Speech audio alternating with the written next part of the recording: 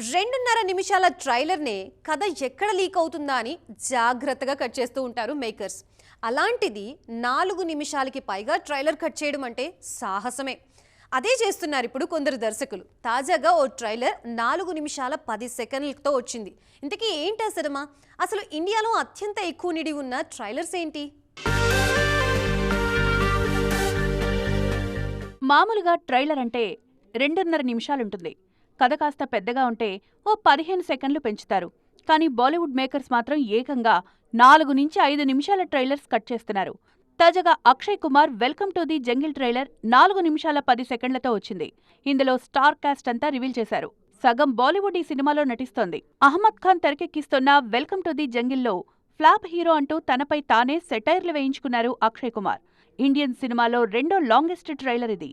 First ప్లేస్లో Rohit Shetty police drama Singam ఎగైనుంది. ఈ cinema trailer ఏకంగా 4 నిమిషాల 58 సెకండ్లుంటుంది. రణ్వీర్ సింగ్, అజయ్ దేవగన్, అక్షయ్ కుమార్ హీరోలుగా నటించారు. రణ్వీర్ సింగ్, రోహిత్ శెట్టి కాంబినేషన్లోనే వచ్చిన సర్కస్ సినిమా ట్రైలర్ 3 నిమిషాల 53 సెకండ్ల పాటుంటుంది.